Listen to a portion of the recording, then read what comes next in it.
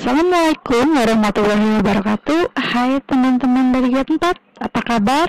Semoga teman-teman semua selalu sehat, selalu semangat dalam belajar. Baik teman-teman, sebelum ke materi, mari sama-sama kita berdoa. Berdoa mulai.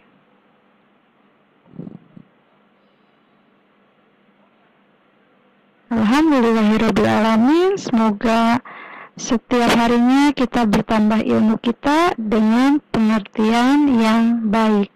Amin ya rabbal alamin. Baik teman-teman, hari ini kita masih belajar tema 3, yaitu peduli terhadap lingkungan dengan fokus pembelajaran bahasa Indonesia. Nah, di bahasa Indonesia ini kita akan mempelajari tentang wawancara, lalu cara menyusun pertanyaan wawancara, dan bagaimana membuat laporan wawancara yang akan kita lakukan. Sudah siap? Oke, let's go. Wawancara. Nah, teman-teman pernah melihat atau melakukan wawancara? Oke, apa itu wawancara? Wawancara adalah kegiatan tanya jawab yang dilakukan dua orang atau lebih untuk mendapatkan sebuah informasi. Nah, di dalam wawancara itu ada namanya narasumber, yaitu orang yang diwawancarai atau orang yang dimintai keterangan untuk diambil informasinya. Dan ada pula yang mewawancarai atau kita sebut dengan pewawancara. Nah, di dalam wawancara kita pun harus membuat daftar pertanyaan. Bagaimana sebuah pertanyaan itu baik di dalam wawancara, yaitu kriterianya membuat daftar pertanyaan dengan kalimat yang baik adalah kriterianya yang pertama sesuai topik. Yang kedua, bahasa yang digunakan harus benar. Ketiga, pertanyaan fokus atau tepat sasaran. Yang berikutnya yaitu antar pertanyaan berkesinambungan. Artinya dari pertanyaan yang satu sampai yang pertanyaan terakhir itu harus saling berkaitan. Lalu menggali lebih banyak informasi. Nah, jawaban yang kita butuhkan dari narasumber itu bukan jawaban ya atau tidak. Dan ciri kalimat yang baik yang terakhir yaitu mengandung kata tanya adik Simba. Apa itu adik Simba? Adik Simba itu adalah kata tanya adik. Nah, adik ada huruf A, D, I, K. Di sini itu untuk kata tanya apa. Apa itu kata tanya yang digunakan untuk menanyakan hal atau benda.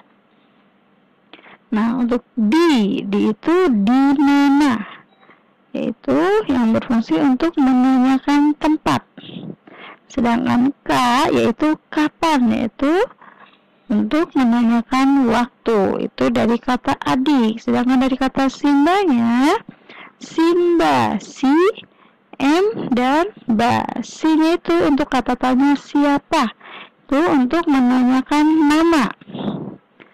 M, mengapa, itu untuk menanyakan alasan. Sedangkan ba itu adalah bagaimana, itu kata tanya yang digunakan untuk menanyakan keadaan atau kondisi atau proses, suatu proses. Nah,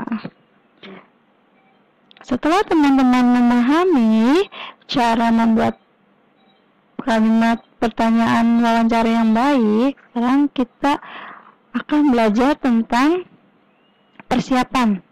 Sebelum wawancara kita harus melakukan persiapan. Apa saja yang harus kita lakukan? Persiapan yang harus kita lakukan yaitu kita harus membuat janji dan meminta kesediaan narasumber untuk diwawancarai. Yang kedua, kita harus menunjukkan kesan yang baik. Misalnya kita disiplin, datang tepat waktu. Yang ketiga, berpakaian dengan sopan. Yang keempat, berbicara dengan bersikap sopan. Yang kelima, menyiapkan daftar pertanyaan sesuai dengan pokok permasalahan yang akan kita tanyakan. Yang keenam, pertanyaan yang baik itu seperti yang sudah dijelaskan di sini sebelumnya harus mengandung unsur adiksimba. Apa, di mana, kapan, siapa, mengapa, dan bagaimana. Lalu, berlatih agar tidak selalu membaca pertanyaan yang telah disusun. Nah, setelah kita melakukan persiapan, yang harus kita lakukan di dalam wawancara, pada saat wawancara, yaitu memperkenalkan diri. Sebelum wawancara, kita harus memperkenalkan diri dahulu. Lalu, menyampaikan tujuan wawancara. Lalu, mewawancarai dimulai dengan pertanyaan yang ringan. Kita harus mencairkan suasana dengan menanyakan tentang kegemaran tokoh. Ketika sudah cair kondisi atau keadaan kita saat wawancara, baru kita menghubungkan dengan persoalan yang menjadi topik wawancara. Lalu kita menyebutkan nama narasumber secara lengkap dan membawa buku catatan, alat tulis atau alat perekam saat melakukan wawancara. Selanjutnya yang kita lakukan saat wawancara yaitu pendapat dan informasi dari narasumber didengarkan dengan seksama. Lalu yang harus kita lakukan dalam wawancara menghindari mengkat atau menyela keterangan agar tidak terputus, menghindari pengulangan jawaban dari narasumber, menghindari pertanyaan yang berbelit-belit, menghormati petunjuk narasumber, menghindari pertanyaan yang menyinggung dan menyudutkan narasumber. Lalu kita mampu mengambil kesimpulan dan tidak semua jawaban dicatat. Jadi artinya kita hanya mencatat yang penting-penting saja. Nah, setelah kita melakukan wawancara, maka kita harus melakukan pertama yaitu mohon diri kepada narasumber. Yang kedua, mengucapkan terima kasih. Dan yang ketiga, menyampaikan permohonan maaf jika selama wawancara ada hal yang tidak berkenan. Nah, setelah kita melakukan wawancara, pasti kita akan membuat laporan. Nah, bagaimana format menulis laporan?